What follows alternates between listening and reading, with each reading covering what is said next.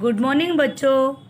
पिछले वाले लेक्चर में हमने महायज्ञ का पुरस्कार का भावार्थ देखा था। अब हम इस लेक्चर में महायज्ञ का पुरस्कार के प्रश्नोत्तर हल करेंगे। ठीक है, तो कोटेशन नंबर 2 से देखेंगे आपकी वर्क बुक में पेज नंबर 32, उसमें से देखेंगे। इसका कोटेशन है, पर सब दिन होत न एक समान, अकस्मात दिन फिरे और सेठ को गरीबी का मुंह देखना पड़ा। संगी साथियों ने भी मुंह फेर लिया और नौबत यहाँ तक आ गई कि सेठ व सेठानी भूखे मरने लगे। ये कोटेशन था। इसमें कोटेशन में 4 क्वेश्चन होते हैं। इसमें क नंबर का है, सेठ के सद्गुणों का वर्णन कीजिए। तो आंसर है, सेठ विनम्र, उदार और कर्तव्यपरायण व्यक्ति थे। वे सदैव सत्य के मार्ग पर चलने वाले इंसान थे। जो भी गरीब याचक धनी के द्वार आता, वह कभी खाली हाथ नहीं लौटता। उन्होंने अपने बहुत धन दीन दुखी व्यक्ति को दान कर दिया था। अनेक यज्ञ भी किए थे। ख देखेंगे, सब दिन होत न एक समान, कहावत का अर्थ लिखिए। सेठ के जीवन पर यह कहावत किस प्रकार सही बैठती है? आंसर देखेंगे, सब दिन होत न एक समान, यह वाक्य का अर्थ है कि मनुष्य के जीवन में वक्त कभी समान नहीं रहता। मनुष्य के जीवन में अच्छे और बुरे दिन आते हैं। इसी तरह अकस्मात दिन फिरे और सेठ को गरीबी का मुंह देखना पड़ा। सेठ और सेठानी भूखे मरने लगे। ग नंबर देखेंगे, मुंह फेर लेना। मुहावरे का अर्थ लिखो। सेठ के संबंधियों ने उनसे दूरी बनाए रखना प्रारंभ किया। इस कथन से मनुष्यों की किस मानसिकता का परिचय मिलता है? आंसर है, मुंह फेर लेने का अर्थ है बेरुखी दिखाना और उपेक्षा करना। 2 अर्थ है। इस कथन से मनुष्य की इस मानसिकता का परिचय मिलता है कि जब व्यक्ति के पास पैसा होता है और सामने वाले व्यक्ति को उसकी ज़रूरत होती है, तब तक वह हमारा घनिष्ठ मित्र होने का प्रदर्शन करता है। जब हमारे पास पैसा नहीं होता, तब वह हमारा परित्याग कर देता है। घ नंबर, कहानी में ईश्वर के किस चमत्कार को प्रदर्शित किया गया है, स्पष्ट करो। आंसर है, इस कहानी में ईश्वर के 2 चमत्कार को प्रदर्शित किया गया है। पहला यह है कि कुंदनपुर में धन्ना सेठ की पत्नी को देवी शक्ति प्राप्त थी। दूसरा यह है कि जब सेठ कुंदनपुर से घर पहुँचे, तब सेठानी दिया जलाने जा रही थी। तभी दलान से ठोकर लगी और वे गिर गईं। तभी सेठ ने उस कुंदे को उठाया तो कुंदा खुल गया और उसमें देखा तो सीढ़ियाँ दिखाई दी। नीचे उतरने पर देखा तो हीरे जवाहरात भरे पड़े थे। ड नंबर देखेंगे, सेठ की पत्नी ने सेठ को क्या परामर्श दिया? पत्नी के परामर्श स्वीकार कर उन्होंने क्या किया?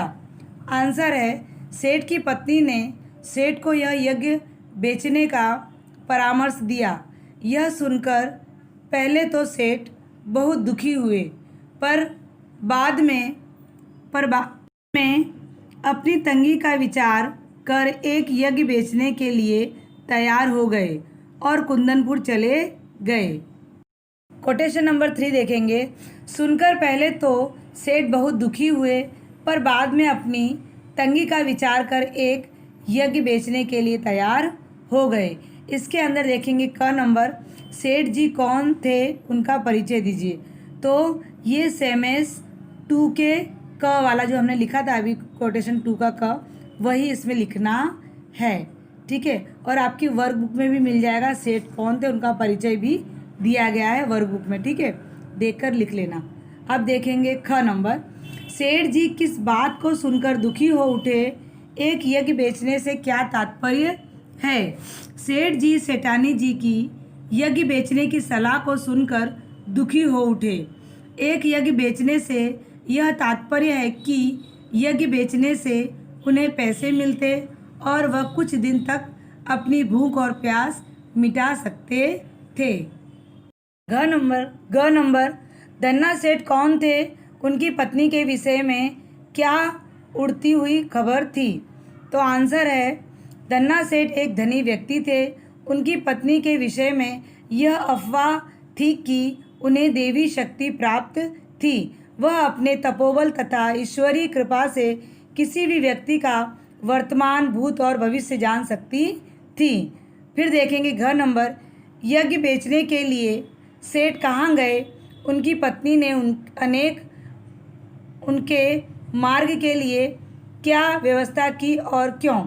तो आंसर है, यज्ञ बेचने के लिए सेठ कुंदनपुर में एक धन्ना सेठ के पास गए। सेठानी पड़ोस से थोड़ा आटा मांगकर लाई और 4 रोटियां बनाकर रख दी, क्योंकि सफ़र लंबा था और अत्यधिक धूप के कारण मार्ग में तकलीफ न हो इसलिए। कोटेशन 4, सामने वृक्षों का एक कुंज और कुआं देखकर सेठ ने विचार किया कि यहाँ थोड़ा देर रुककर भोजन और विश्राम कर लेना चाहिए। इसमें है कोटेशन नंबर 1, सेठ कहाँ जा रहे थे और क्यों? उन्होंने किस स्थान पर विश्राम करने के विषय में विचार किया और क्यों? आंसर है, सेठ कुंदनपुर की ओर अपना एक यज्ञ का फल बेचने जा रहे थे। उन्होंने वृक्ष के नीचे थोड़ी देर रुककर विश्राम करने का विचार किया, क्योंकि भीषण गर्मी के कारण वे पसीने से लथपथ हो गए और उन्हें भूख प्यास भी परेशान किए जा रही थी। ख नंबर, सेठ ने सर्वप्रथम इस स्थान पर क्या किया? अचानक उन्होंने किसे देखा? उसे देखकर सेठ को कैसा प्रतीत हुआ? उसकी शारीरिक स्थिति कैसी थी? आंसर है, सेठ ने सर्वप्रथम वृक्ष के नीचे बैठकर अपनी पोटली से लोटा डोर निकाला और कुएं से पानी खींचा। वे पेड़ के नीचे छांव में बैठे ही थे कि उन्होंने एक भूख से व्याकुल होता हुआ कुत्ता देखा। कुत्ते की ओर देखकर यह प्रतीत हो रहा था कि वह दुर्बल स्थिति में है, मरणासन अवस्था। इस स्थिति में उस कुत्ते को भूख से छटपटाते हुए देखकर सेठ जी का हृदय दया से भर आया। ग नंबर, सेठ स्वयं भोजन क्यों नहीं कर सके? वे अंतिम रोटी भी क्यों नहीं खा सके? समझाकर लिखो। आंसर है, सेठ स्वयं भोजन नहीं कर सके क्योंकि उन्होंने अपनी सारी रोटी दुर्बल मरणासन कुत्ते को दे दी थी। सेठ जी अंतिम रोटी भी न खा सके क्योंकि उन्होंने सोचा कि हाय बेचारा कितने दिनों से भूखा है। यदि वे अपनी अंतिम रोटी भी दे देते तो उस मूक और दुर्बल जीव में इतनी ताकत आ जाएगी कि वह किसी बस्ती तक पहुंच जाएगा। घ नंबर, महायज्ञ का पुरस्कार कहानी में कहानीकार ने किस आदर्श की स्थापना की है? आंसर है, यशपाल द्वारा रचित कहानी महायज्ञ का पुरस्कार शीर्षक का उद्देश्य यह प्रदर्शित करना है कि यश प्राप्ति की कामना से धन संपत्ति खर्च कर किया गया यज्ञ सच्चा यज्ञ नहीं, अपितु निस्वार्थ भाव से प्राणी मात्र की रक्षा के लिए किया गया कर्म ही सच्चा महायज्ञ है। जीवों पर दया करना ही मनुष्य का परम धर्म है। कोटेशन नंबर 5, सेठ बड़े आश्चर्य में पड़े महायज्ञ और आज वे समझे कि उनका मजाक उड़ाया जा रहा है। इसमें देखेंगे क नंबर, सेठ किस व्यक्ति से वार्तालाप कर रहे थे? उनके यहाँ आगमन का क्या कारण था? तो आंसर है, सेठ धन्ना सेठ की पत्नी से वार्तालाप कर रहे थे। वह कुंदनपुर अपने एक यज्ञ का फल बेचने आए थे। ख नंबर, वक्ता ने ऐसा क्यों समझा कि अन्य व्यक्ति उनका उपहास कर रहा है? इस अन्य व्यक्ति का परिचय, इस अन्य व्यक्ति का चरित्र चित्रण करो। आंसर है, जब धन्ना सेठ की पत्नी ने उन्हें प्रणाम करते हुए कहा कि उनके द्वारा आज किए गए यज्ञ को खरीदना चाहती हैं, तब सेठ ने सोचा होगा कि अन्य व्यक्ति उनका मजाक उड़ा रहे हैं। वे उस यज्ञ के बारे में नहीं जानते थे। यहाँ अन्य व्यक्ति से धन्ना सेठ की पत्नी की ओर संकेत है। वह एक बुद्धिमती स्त्री हैं। उन्हें दिव्य शक्ति प्राप्त है। उनका यह विश्वास था कि प्राणी मात्र की सेवा ही सच्चा महायज्ञ है। ग नंबर देखेंगे, महायज्ञ का अर्थ स्पष्ट करो। सेठ ने क्या महायज्ञ किया था? आंसर है, निस्वार्थ भाव से प्राणी मात्र की सेवा के लिए किया गया कर्म ही सच्चा महायज्ञ है। गरीबी की स्थिति में सेठ ने स्वयं भूखे रहकर अपना भोजन कमजोर मरणासन कुत्ते को दिया। इसे उन्होंने अपना बड़प्पन नहीं समझा, वरन कर्तव्य समझा। यदि सेठ का महायज्ञ था, यही सेठ का महायज्ञ था।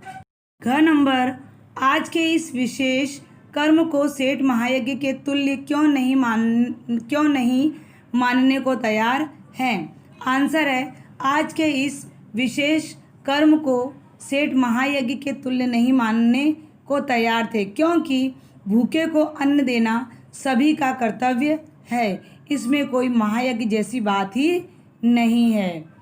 ड नंबर देखेंगे, कहानी के आधार पर सच्चे यज्ञ की परिभाषा दीजिए। आंसर है, यज्ञ एक ऐसा कार्य है जो फल प्राप्ति की इच्छा के बिना श्रद्धापूर्वक किया जाए। वर्ण आश्रम तथा परिस्थिति के अनुसार मनुष्य के उचित कर्म ही यज्ञ है। कोटेशन नंबर 6, यज्ञ कमाने की इच्छा से धन दौलत लुटाकर किया गया यज्ञ सच्चा यज्ञ नहीं है। निस्वार्थ भाव से किया गया कर्म ही सच्चा महायज्ञ है। क्या आप इसे बेचने के लिए तैयार हैं?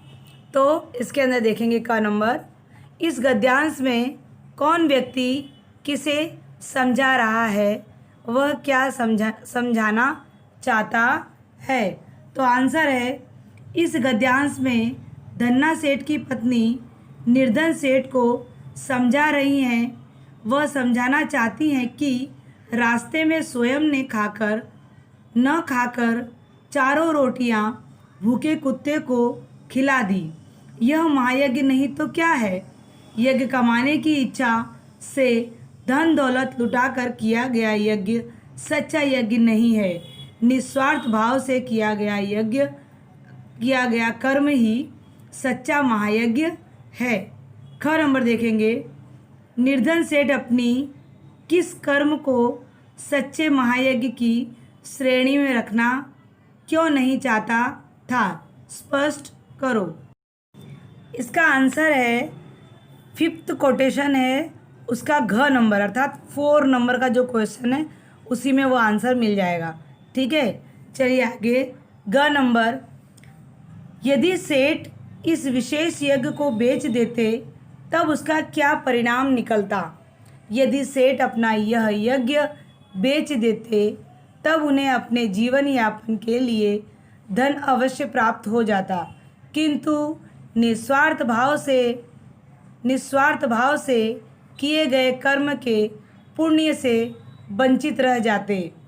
समस्त प्राणियों पर दया दिखाना तथा उनकी सेवा करना ही सर्वश्रेष्ठ सेवा है।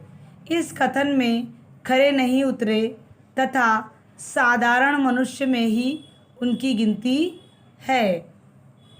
घ नंबर, प्राचीन काल में राजा महाराजा उनके यज्ञ करते थे, उनमें किसी एक यज्ञ पर एक अनुच्छेद लिखो। आंसर है, प्राचीन काल में राजा महाराजा सर्व विजयी होने पर अश्वमेध यज्ञ करते थे। राम युधिष्ठिर तथा बलि के अश्वमेध यज्ञ प्रसिद्ध हैं। इस यज्ञ में राजा एक घोड़े को छोड़ देते थे तो जो पूरे वर्ष स्वेच्छा से घूमता रहता था। राजा के प्रतिनिधि उसके पीछे रहते थे। जो अन्य राजा घोड़े को पकड़कर बांध लेता था उनके साथ राजा के प्रतिनिधि युद्ध करते तथा पराजित कर देते। अब देखेंगे कोटेशन नंबर 7। सेठ ने आद्योपरांत सारी कथा सुनाई। सुनकर सेठानी की सारी वेदना जाने कहाँ विलीन हो गई। हृदय उल्लासित हो उठा। इसके अंदर देखेंगे का नंबर आधोप्रांत तथा उल्लासित शब्द के अर्थ लिखिए। सेठ ने कौन सी कथा सेठानी को सुनाई?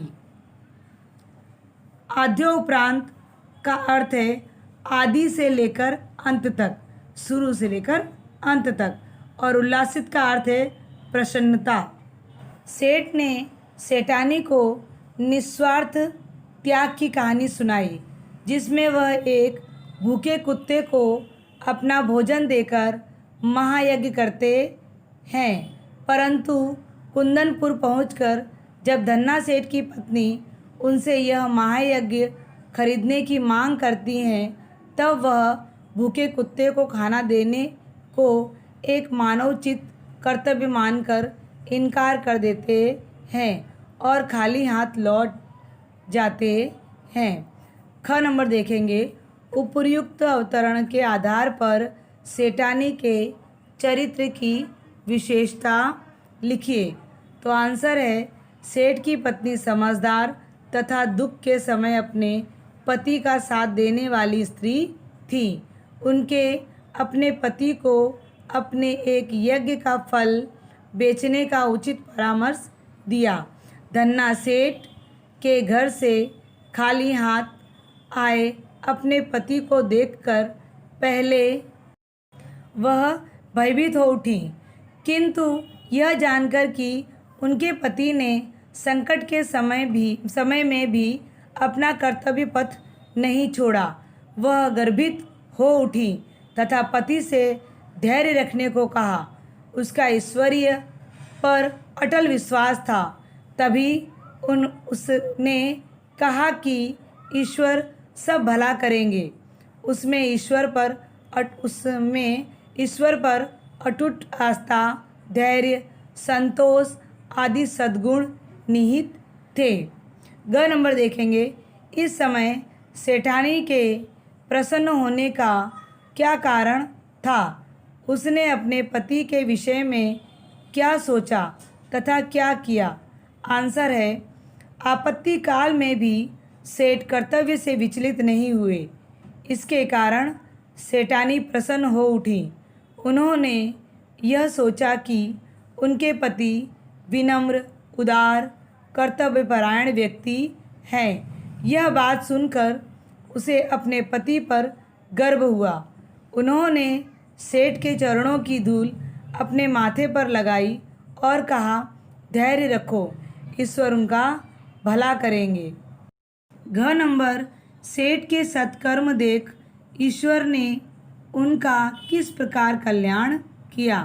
आंसर है जब सेठानी रात को दिया जलाने के लिए दालान में गई तो वह एक पत्थर जैसी चीज़ से टकराई और जब उन्होंने उसे देखा तो वह एक कुंदा था, जिसे जब सेठ ने खींचा तो पत्थर हट गया और सीढ़ियाँ दिखाई पड़ी।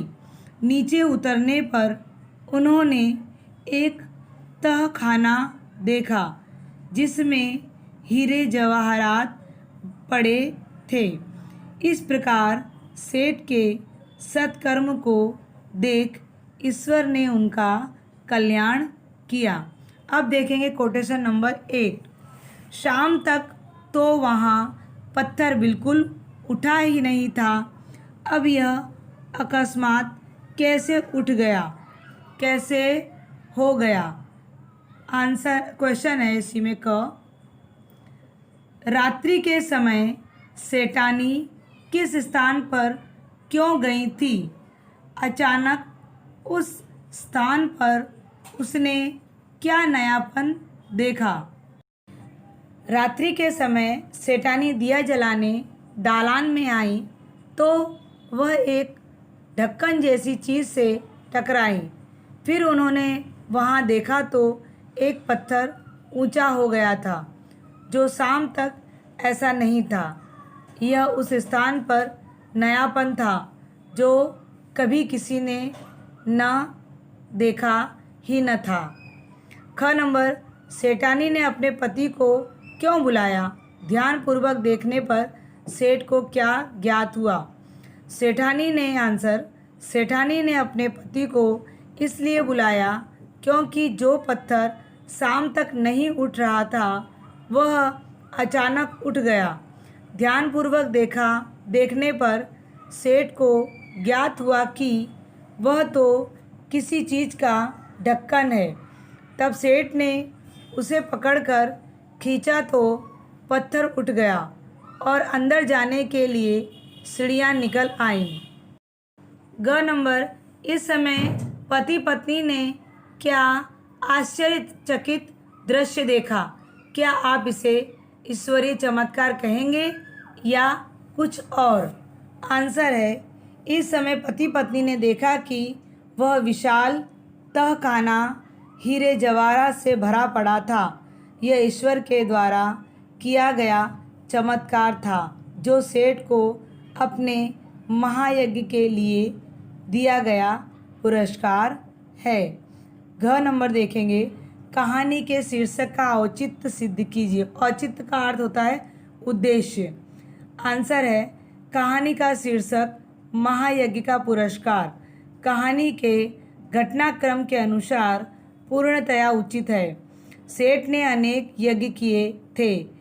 निर्धनता के दिनों में उसने अपने एक यज्ञ के फल को बेचकर धन प्राप्त करने का विचार किया। इसके लिए वह दूसरे नगर गया। कहानी में घटित सभी घटनाएं यज्ञ से संबंधित ही हैं। भूखे कुत्ते को भोजन कराना सेठ का सर्वोत्तम यज्ञ था, जिसका मूल्य उसने अस्वीकार किया, किंतु ईश्वर ने उसे अपार धन प्रदान कर पुनः धनी कर दिया। अतः सेठ निस्वार्थ भाव से किए गए महायज्ञ का पुरस्कार मिला, जो शीर्षक की सार्थकता सिद्ध करता है। यहाँ हमारे महायज्ञ के पुरस्कार के क्वेश्चन आंसर समाप्त हुए। इसी के साथ मैं अपनी वाणी को विराम देती हूँ। अस्तु, धन्यवाद।